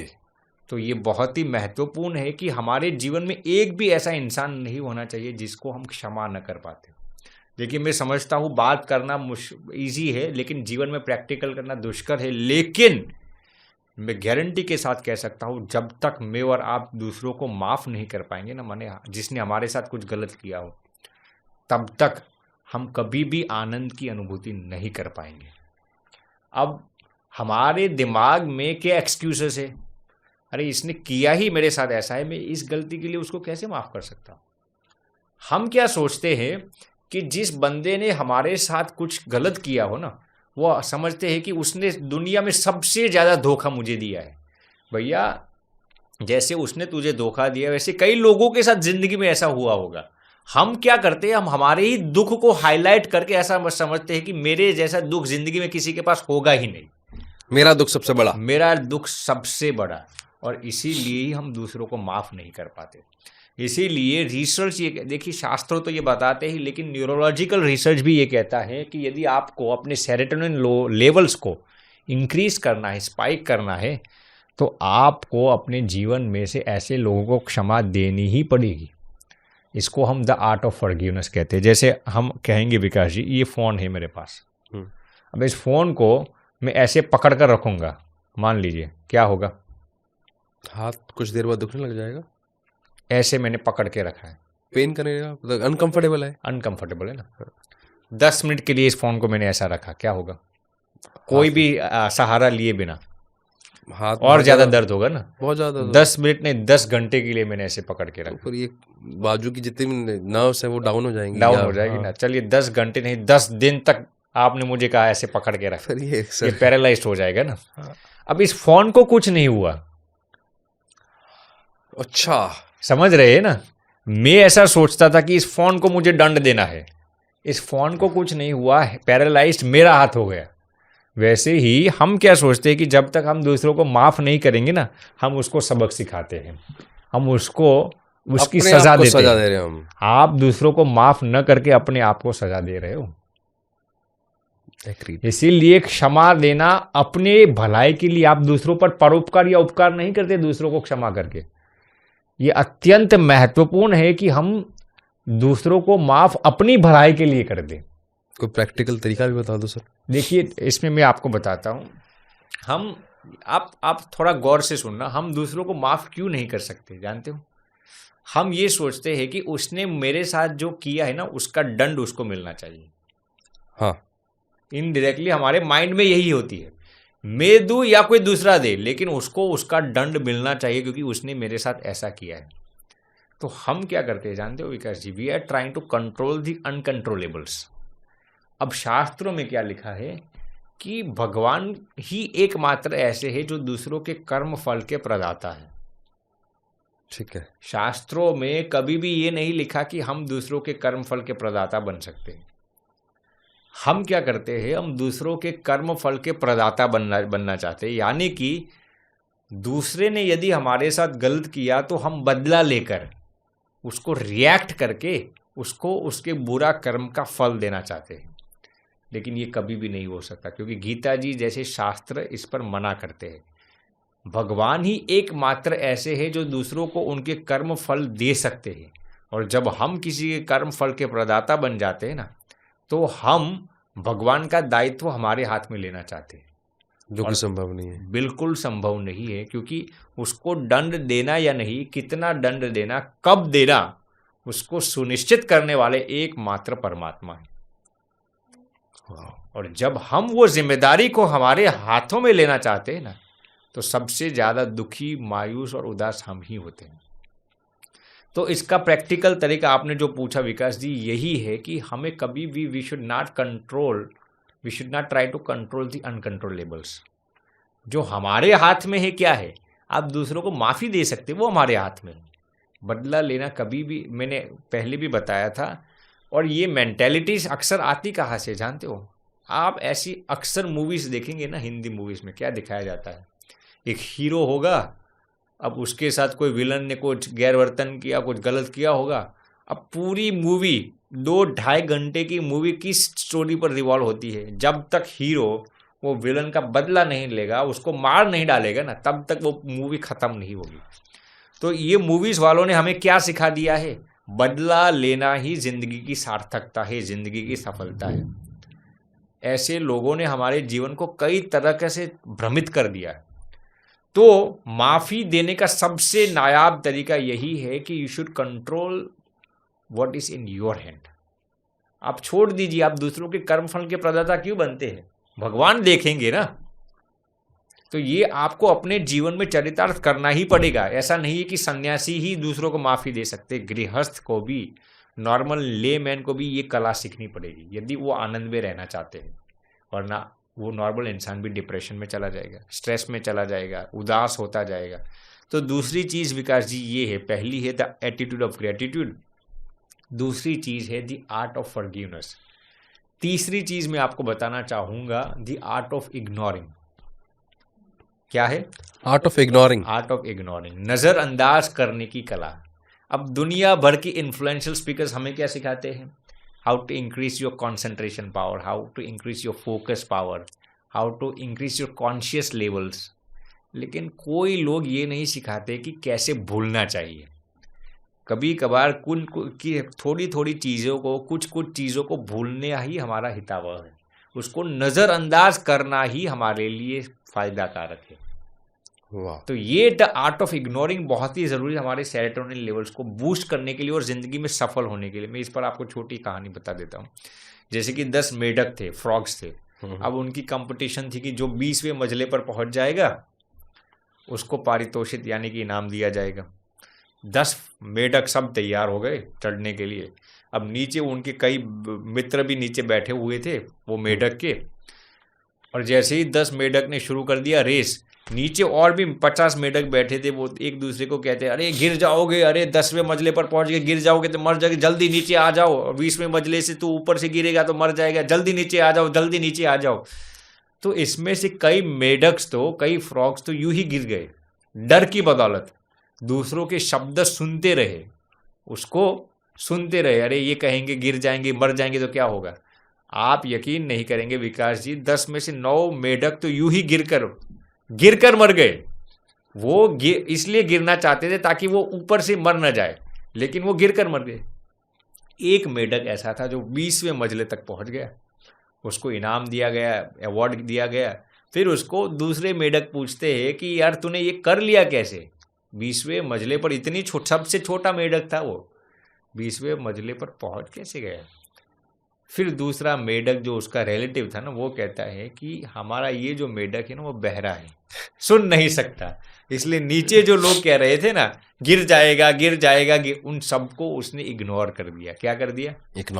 Ignore कर दिया।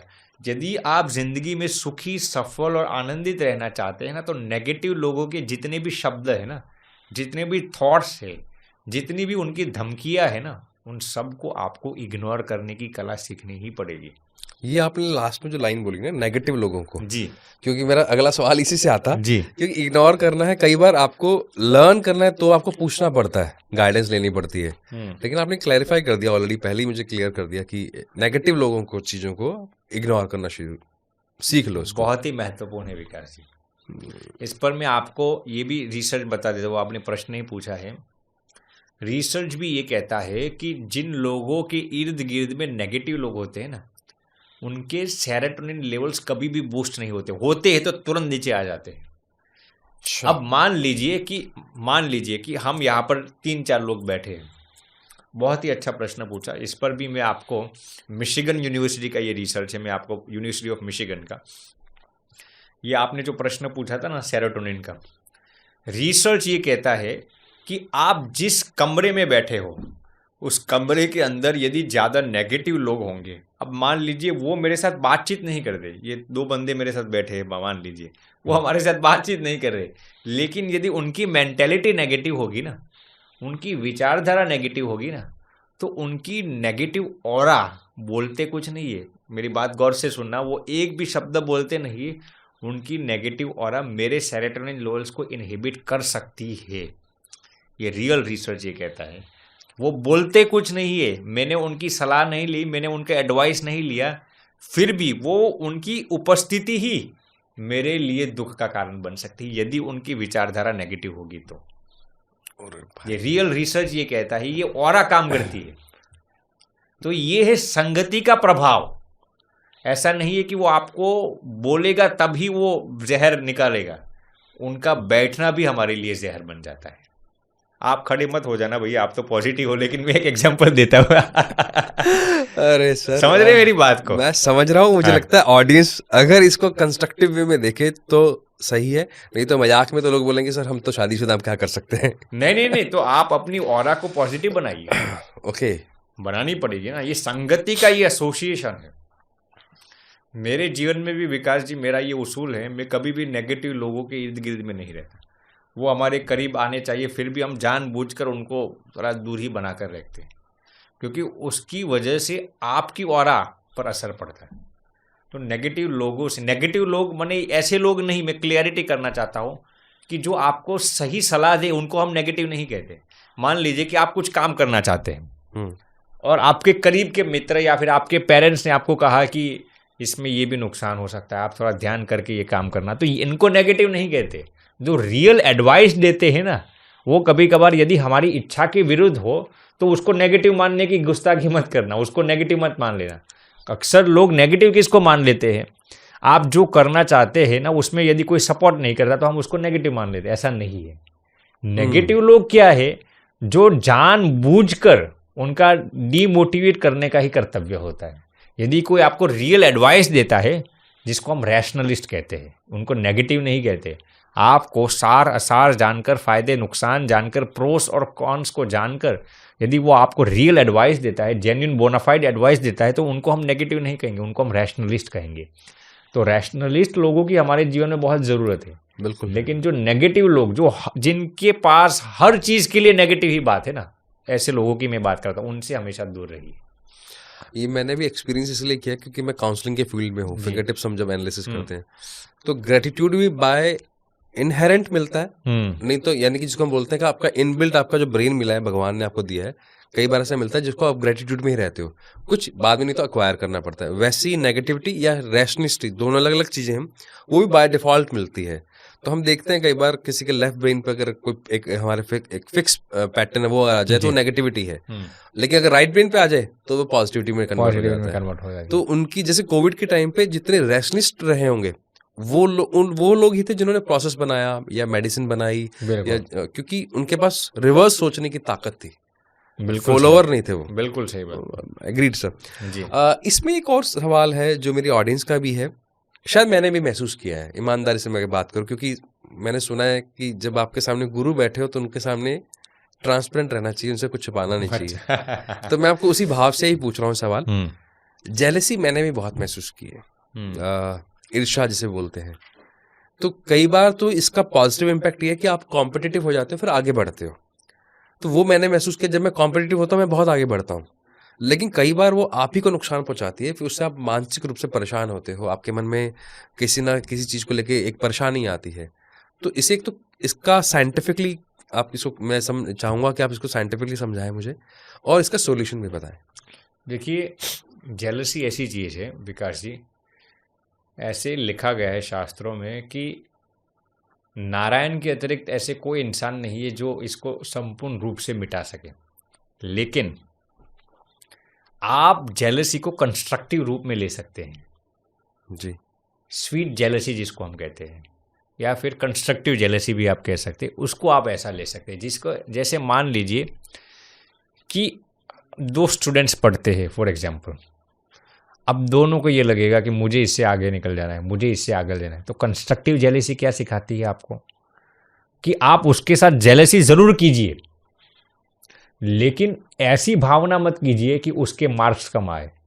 आप ऐसी जेलसी कीजिए कि उसके जो मार्क्स आए ना, भगवान उसको भी आप 90 देना, लेकिन मैं इतनी मेहनत करूंगा कि मुझे 95 लाना है।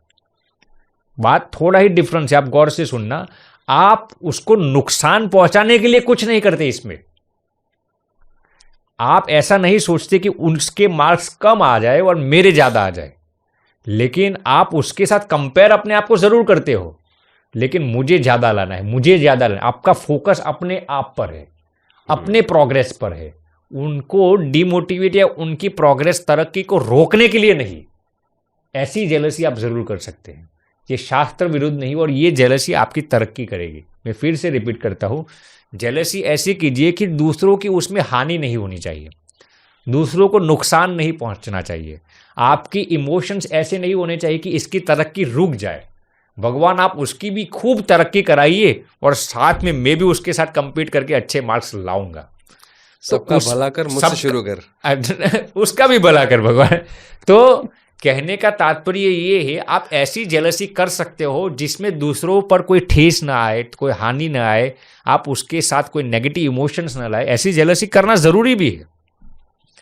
ओके, तो इसको हम कंस्ट्रक्टिव जेलसी कहते हैं, ऐसे करने में कोई बाधा नहीं है।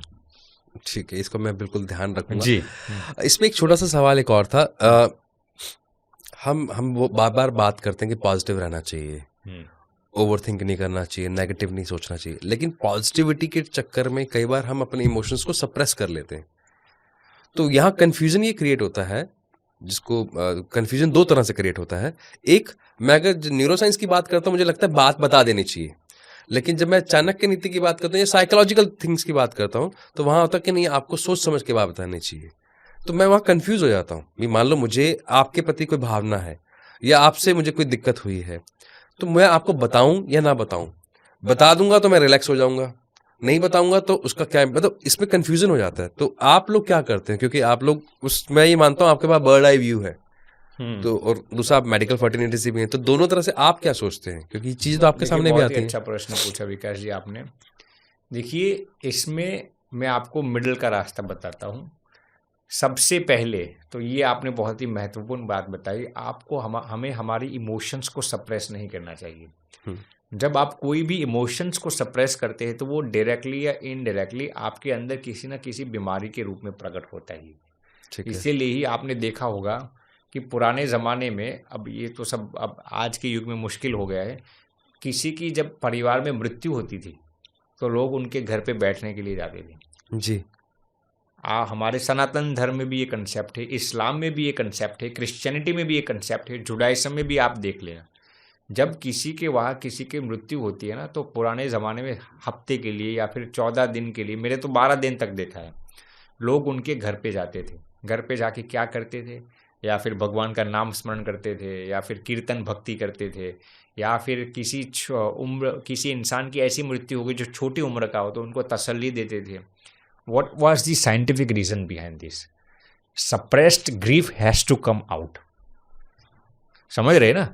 जो दुख है, जो पीड़ा है, जो दर्द है ना, जब तक इंसान उसको निकालेगा नहीं ना, वही दुख, वही दर्द उसके अंदर बीमारी के रूप में, मर्ज के रूप में प्रकट होगा।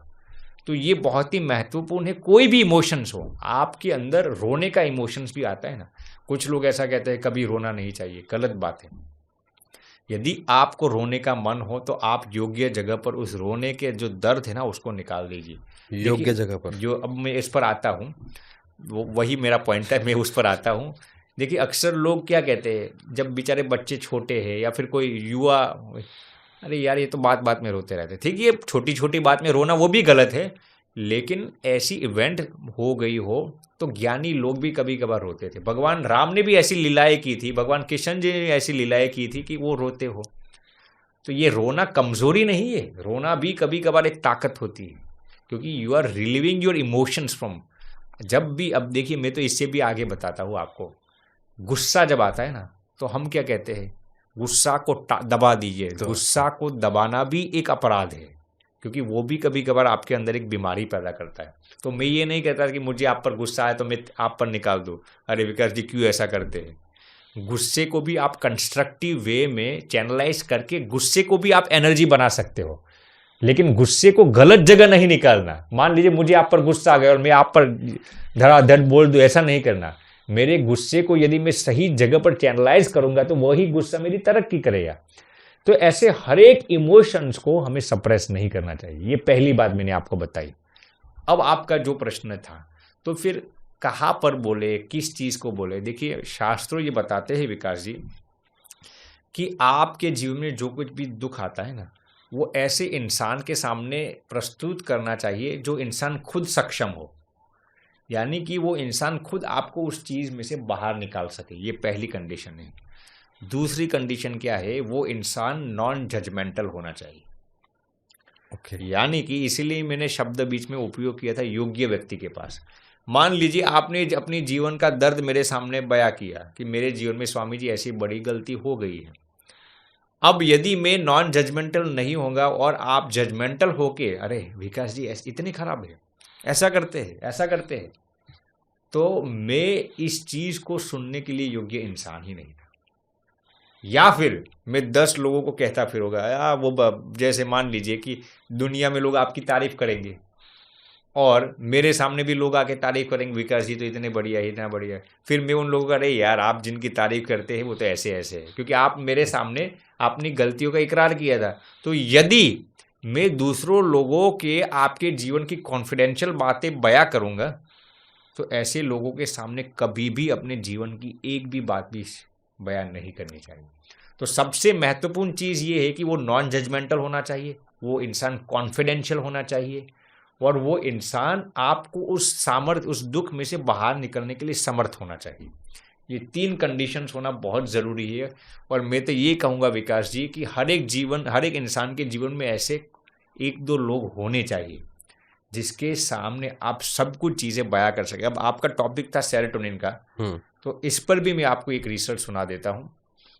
ये यूनिवर्सिटी ऑफ कैलिफोर्निया का रिसर्च है कि अफ्रीका के अंदर एक गांव था, वहाँ पर रिसर्च किया गया था वो गांव के लोग आनंद में अक्सर क्यों रहते हैं।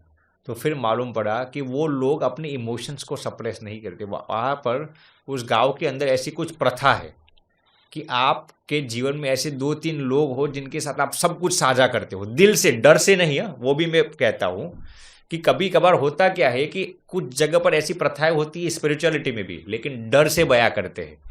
जैसे कि शिष्य अपने लीडर के पास जाएगा और अपनी गलतियों का इकरार करेगा, लेकिन डर से, अरे या मैं नहीं कहूँगा तो मुझे नर्क मिलेगा, ऐसा नहीं। आपको उस व्यक्ति के साथ इतना प्रेममय संबंध होना चाहिए कि आपको ऐसा लगना चाहिए कि मैं सामने जाकर उसकी मेरी सभी गलतियां बता दूं, क्योंकि वो इंसान इतना प्रेम से भरा हुआ हो कि वो आपको इतना प्रेम से भर देगा। डर से नहीं करना कुछ भी, मैं रिपीट करता हूं। कभी कभार प्रेम से बच्चे पेरेंट्स के सामने बोल देते, लेकिन डर से मैं पेरेंटिंग में भी ये बात बताता हूँ विकास जी। देखिए, माँ बाप की सबसे बड़ी सफलता क्या है जानते हो? यदि आपका बच्चा अपनी खराब में से खराब आदत, खराब में से खराब गलती, सबसे बड़ी से बड़ी कोई भी गलती हो गई उसके जीवन में, और वो बिना हिचकिचाहट महसूस किए बिना अपने माता पिता को सहजली कह सकता है, और उसके माता पिता बिना जजमेंटल होके अपने बच्चों को ये कह सकते हैं, बेटा तू चिंता मत कर, इस उम्र में ऐसी गलती होती है, अगली बार से सावधानी रखना, हम तुम्हारी उम्र के थे तब से हमसे भी ऐसी गलतियां होती थी, तुम्हारा ज़माना अलग है, हमारा ज़माना अलग है, हम तेरी गलती को समझ सकते हैं। यदि कोई भी माता पिता अपने बच्चों को इतना कह सकते हैं ना, तो मैं ये मानता हूँ विकास जी कि वो माता पिता सबसे ज़्यादा सक्सेसफुल पेरेंट्स हैं। क्या बात है सर। मुझे ना इसमें आज ही हमारी काउंसलिंग है शाम को जी हाँ। वो लड़की अभी कनाडा के अंदर है, जी। 2 बार मोलेस्टेशन हुआ है उनके साथ, हाँ लेकिन आज तक अपने माता पिता को नहीं बता पाई। मैं कई बार सोचता हूँ फिर ऐसे माता पिता होने का क्या मतलब है? जी। किस डर से कि मुझे वापस बुला लेंगे और मुझे मेरा करियर सेट करना है, मतलब उसको ये कॉन्फिडेंस ही नहीं है। इस बात को मैं बहुत रिलेट कर पा रहा हूँ आपसे, ये पेन बहुत बड़ा है। बहुत ही अच्छा। देखिए विकास जी, मैं अक्सर कहता हूँ, इसमें भी मैं आगे थोड़ा आपको डीपली ले जाना चाहता हूँ। देखिए, माँ बाप को बच्चों का फ्रेंड्स नहीं बनना, थोड़ा फ्रेंडली बनना है। माँ बाप को बच्चों का दोस्त नहीं बनना, दोस्ताना करना है उनके साथ। समझ रहे? इसमें बहुत ही सूक्ष्म डिफरेंस है। कभी कभार माँ बाप बच्चों को इतनी आज़ादी देते थे कि उनके फ्रेंड्स बन जाते हैं। माँ बाप, पिताजी बेटे को कहते हैं, बेटा मैं तेरा फ्रेंड हूँ, ये भी गलत चीज़ है। जब आप अपने बच्चों के साथ फ्रेंडशिप कर लेते हैं ना, तो धीरे धीरे रिसर्च ये कहता है कि बच्चे धीरे धीरे आपकी इज्जत करना बंद कर देते हैं। तो रिसर्च ये कहता है कि आपको बच्चों के साथ फ्रेंड्स नहीं बनना। माँ बाप की गलती क्या होती है? या तो बच्चों के फ्रेंड्स बन जाते हैं, या फिर बच्चों के टीचर्स बन जाते हैं, या फिर बच्चों के ओनर्स बन जाते हैं। आपको बच्चों का ओनर भी नहीं बनना, बच्चों का ट्रस्टीज बनना है, ओनर नहीं बनना। ओके। बच्चों का टीचर नहीं बनना आपको। बच्चे स्कूल में ऑलरेडी टीचर्स को झेल के आए हैं, और टीचर्स रिप्लेस हो सकते हैं, माता पिता कभी भी रिप्लेस नहीं हो सकते। इसलिए कई माँ बाप को मैंने ऐसा देखा है, बच्चों के टीचर्स बनने की कोशिश। जैसे ही बच्चे घर पे आते हैं ना, बेटा ये होमवर्क किया, बेटा कितने मार्क्स आए, बेटा फेल नहीं होना। अरे भैया, वो टीचर्स करता है, आप ये सब चीज़ों नहीं पूछना, ऐसा मैं नहीं कहता। आप उसके जीवन में इंटरेस्ट लीजिए, फिर ये सब सिखाइए उसको। और सबसे बड़ी गलती आज लिबरल पेरेंट्स क्या करते हैं? बच्चों के फ्रेंड्स बन जाते हैं। फ्रेंड्स भी नहीं बनना, इतनी लिबर्टी भी खराब है। बच्चों के साथ सिर्फ फ्रेंडली बनना है। यदि आप फ्रेंड्स बनेंगे ना, बच्चे गारंटी के साथ मैं कह सकता हूँ, बच्चे आपकी इज्जत करना बंद कर देंगे और आपके अंदर गलतियां ढूंढना शुरू कर देंगे। 100% एग्री। तो बच्चों के साथ फ्रेंडली व्यवहार करना है आपको। देखिए, ये भी हार्वर्ड यूनिवर्सिटी का रिसर्च है विकास जी, कि बच्चों को सबसे ज्यादा माता पिता के पास क्या एक्सपेक्टेशंस रहती है। अक्सर माँ बाप ने इस रिसर्च में क्या बताया जानते हो? बच्चों को स्मार्टफोन चाहिए, बच्चों को खिलौना चाहिए। गलत बात है। हार्वर्ड यूनिवर्सिटी का ये रिसर्च है कि बच्चों को सबसे ज़्यादा माता पिता के पास ये एक्सपेक्टेशन रहती है कि हमारे माता पिता जिन्होंने हमें जन्म दिया है ना, वो हमें उनका क्वालिटी टाइम दे। लेकिन माँ बाप ये समझते ही नहीं। माँ बाप ये सोच, हमारे बच्चे को स्मार्टफोन चाहिए, खिलौना, वो सब उनकी रिक्वायरमेंट पूरी कर देती है। ऐसा नहीं है। ये रिसर्च कहता है, ये 8 से 18 साल के बच्चों की उम्र के बीच का ये रिसर्च है।